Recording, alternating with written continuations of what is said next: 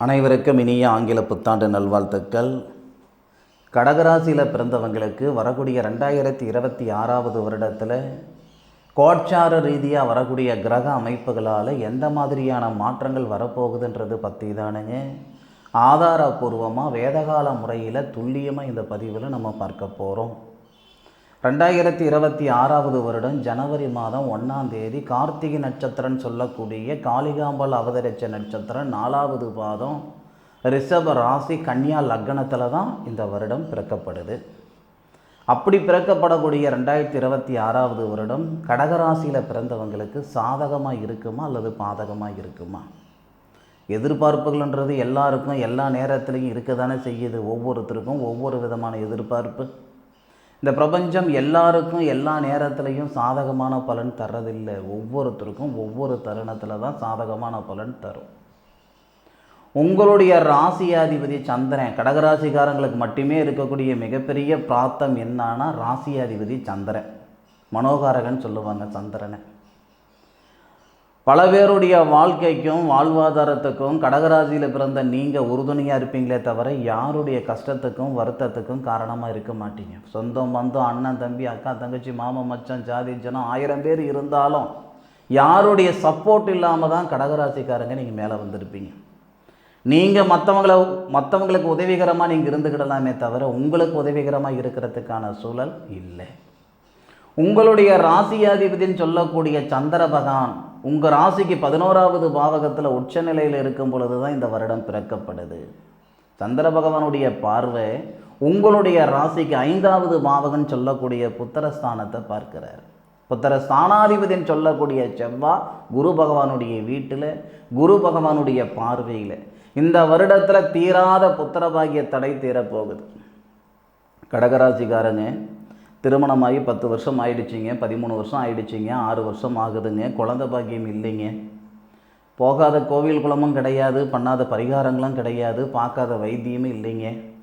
கேட்ட ஜோசியமெல்லாம் பொய்யாயிடுச்சு, செலவழித்த காசெல்லாம் செம்பாயிடுச்சு, கும்பிட்ட சாமியை கல்லாயிடுச்சு, எங்களுக்கு குழந்தை பாக்கியமே வராது போல் இருக்குதுன்ற ஆதங்கத்தில் இருக்கக்கூடிய கடகராசியில் பிறந்தவங்களாக நீங்கள் இருந்தால் 100% சொல்கிறேனுங்க, புத்திர பாக்கியம் உருவாகிறதுக்குண்டான அற்புதமான ஒரு வருடம் தானுங்க 2026 வருடம். இந்த வருடத்துடைய தொடக்கத்தில் சன்னியாசியாக இருந்த நீங்கள், அதாவது பிரம்மச்சாரியாக இருந்த உங்களை இந்த பிரபஞ்சம் சம்சாரி ஆக்கியிருக்கும். சன்னியாசின்றது பிரம்மச்சாரின்னு அர்த்தங்க. பிரம்மச்சாரியாக இருந்த உங்களை இந்த பிரபஞ்சம் சம்சாரி ஆக்கிச்சு. இந்த வருட தொடக்கத்தில் சம்சாரியாக இருக்கிற உங்களை தாய் தந்தை ஆக்கிடும். அடுத்த வருஷம் தொடக்கத்தில் 2026 வருடத்துடைய தொடக்கத்திலேயே புத்திரபாகியம் உருவாகிறதுக்கு உண்டான சூழலை ஏற்படுத்தி முடிந்த பிரபஞ்சம் 2027 வருடம் தொடக்கத்தில் நீங்கள் 2 பேராக இருக்கிறீங்கன்னா நிச்சயம் 100% 3 பேராக இருப்பீங்க. அதில் மாற்று கருத்து கிடையாது. ஒரு மனுஷனுக்கு மிகப்பெரிய ஒரு வருத்தம் என்னன்னா புத்திரபாகிய வளர்ச்சி இல்லை, என் வம்ச விருத்தி அடையலையா அப்படின்னு சொல்லக்கூடிய ஒரு வருத்தம். அப்பேற்பட்ட மிகப்பெரிய ஒரு அற்புதமான ஒரு விஷயம் இந்த 2026 வருடத்தில் இந்த பிரபஞ்சம் கடகராசியில் பிறந்த உங்களுக்கு தரப்போகுது. மாற்று கருத்து இல்லை. அதே மாதிரி கடகராசியில் பிறந்தவங்களுக்கு மட்டுமே இருக்கக்கூடிய இன்னொரு மிகப்பெரிய ஒரு பிராப்தம் என்னன்னா தனஸ்தானாதிபதி சூரியன்.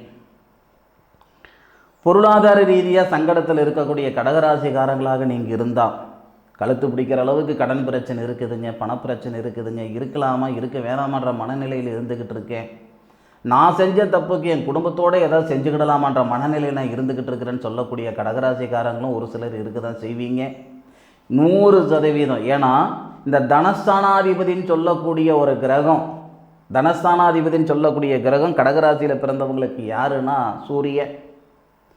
தனகாரகனுடைய வீட்டில், தனகாரகனுடைய பார்வையில், தொழில்காரகனுடைய பார்வையில் இருக்கார் சூரியன்.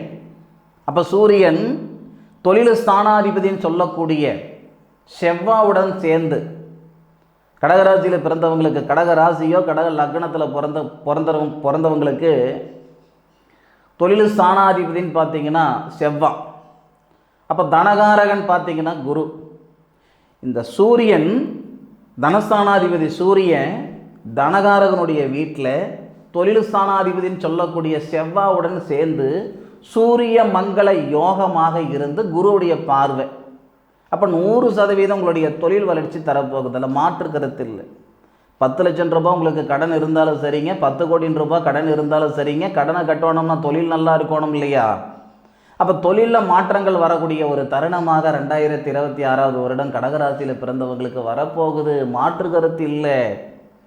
நான் ஒன்று சொல்லிக்கிறேனுங்க, இந்த காணொலியில் பார்க்கக்கூடிய விஷயம், நான் சொல்லக்கூடிய விஷயம் நடக்கலைன்னா அடுத்த வருஷம் தொடக்கத்தில் 2027வது வருடம் தொடக்கத்தில் நான் வீடியோ போடும்போது நீங்கள் கமெண்ட்டில் சொல்லுங்கள், தயவு செய்து வீடியோ போடுறது உனக்கு தகுதியே கிடையாது, நீ சொன்னது ஒன்று கூட நடக்கலை அப்படின்ட்டு அப்பயே நீங்கள் கமெண்ட்டில் சொல்லுங்கள். ஏன்னா எனக்கு ஃபோன் பண்ணி சொன்னீங்கன்னா எனக்கு மட்டும்தான் தெரியும், ஆனால் கமெண்ட்டில் சொன்னீங்கன்னா ஊருக்கே தெரியும் இல்லையா? 100% என்னுடைய கணிதம் சரியாக இருந்தால் பொருளாதார ரீதியாக இருக்கிற சங்கடங்களை சரியாகிறதுக்கான வாய்ப்பை இந்த பிரபஞ்சம் கொடுக்கும், அதில் மாற்று கருத்து இல்லை. கடகராசியில் பிறந்த நீங்கள் கடவுள்கிட்ட கேட்கக்கூடியது ஒன்று தான், எனக்கான சந்தர்ப்பத்தை கொடுங்க, என் கஷ்டத்தை நான் சரிப்படுத்திக்கிறேன், என்னுடைய பிரச்சனையை நான் தீர்த்துக்கிறேன், எனக்கான சந்தர்ப்பத்தை மட்டும் கொடுங்கன்னு கேட்கக்கூடியது தான். இதுதான் கடகராசிக்காரங்க கேட்பீங்க. எனக்கு கோயிலுக்கிட்ட போயிட்டு கோயிலில் போயிட்டு எனக்கு காசு பணத்தை கொடுங்க, வசதி வாய்ப்புகளை கொடுங்க, வண்டி வாகனம் கொடுங்க.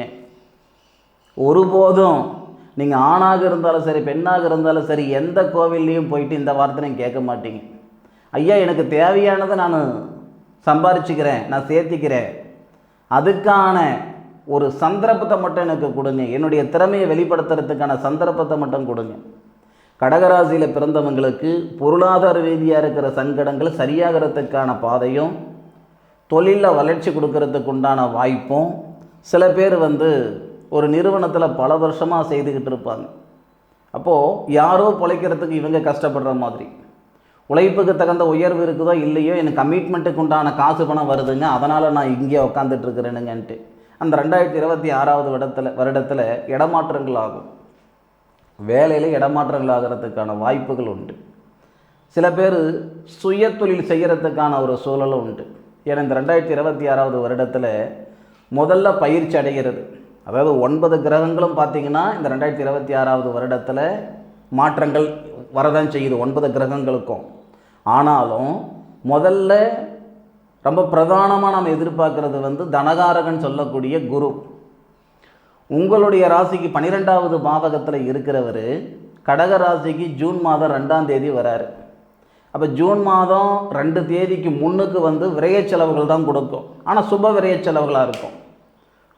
சுப விரய செலவுனால் வீட்டில் உங்களுடைய சகோதரிக்கு திருமணம் செய்ய முடியலைன்னா திருமணம் செய்து வைப்பீங்க, உன் தம்பிக்காரனுக்கு திருமணம் செய்து வைக்க முடியலைன்னா செஞ்சு வைப்பீங்க, இல்லை ஒரு வீடு வாசல் உருவாக்க முடியல, இல்லை இருக்கிற வீடு புதுப்பிக்க முடியல, அதாவது உங்களை சார்ந்தவங்களுக்கு நல்லது நடக்கும், அதில் எந்த விதமான மாற்று கருத்தும் கிடையாது. உங்கள் சார்ந்தவங்களுக்கு நல்லது செய்கிற இடத்துக்கு நீங்கள் வருவீங்க.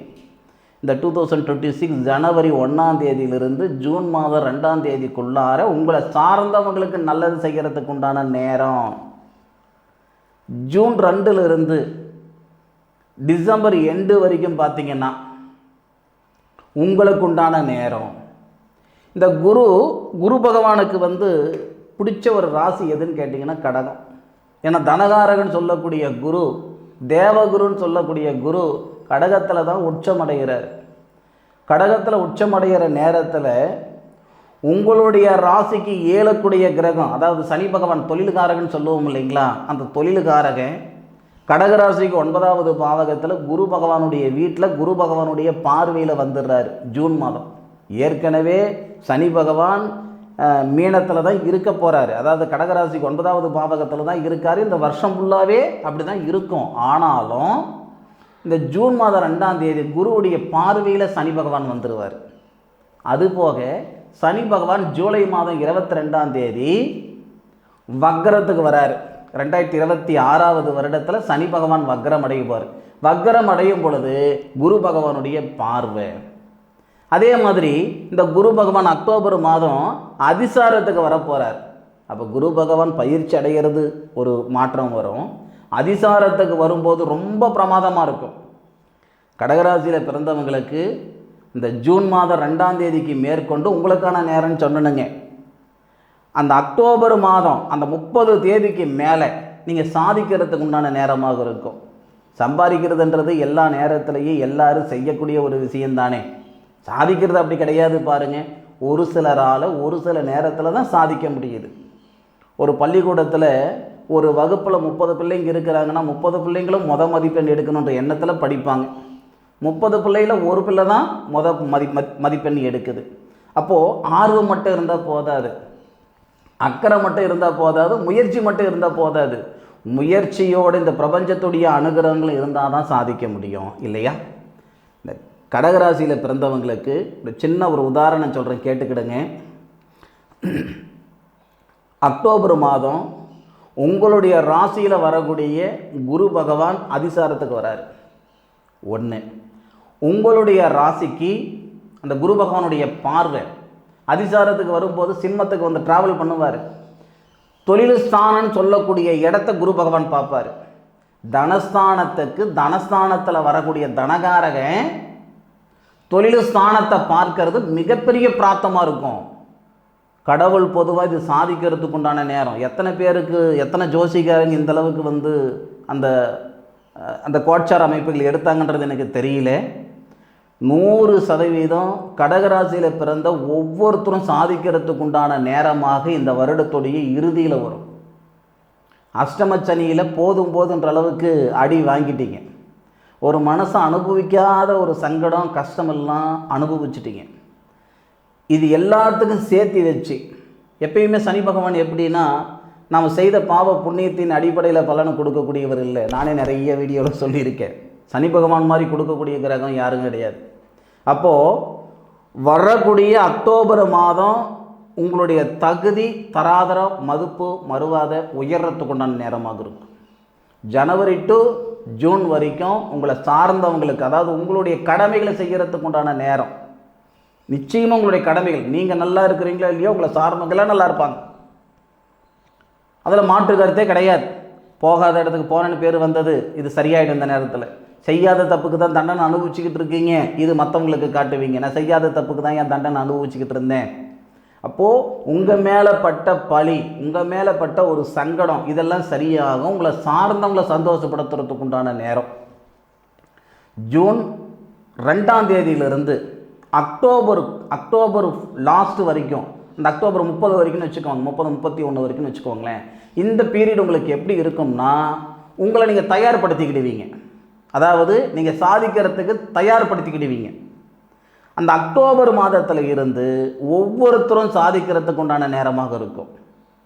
மண்ணில் போடுற விதையே முட்டிக்கிட்டு மேலே வருது. பட்டம் பார்த்து பயிர் செய்யணும்னு சொல்லுவாங்க இல்லைங்களா? அந்த மாதிரி இந்த கடகராசியில் பிறந்தவங்களுக்கு இந்த பிரபஞ்சம் தரக்கூடிய அற்புதமான ஒரு நேரம். இன்றைக்கி சம்பாதிச்சவங்க, சாதிச்சவங்க, உயர்ந்தவங்க, உருப்பட்டவங்க, நம்ம வசந்து பார்க்குற இடத்துல இருக்கிறாங்களே, அவங்க எல்லாருக்குமே இந்த பிரபஞ்சம் ஒரு சந்தர்ப்பம் கொடுத்துருக்கோம் இல்லை? இந்த பிரபஞ்சம் கொடுத்த சந்தர்ப்பத்தால் தான் அவங்க சாதிச்சிருந்திருப்பாங்க.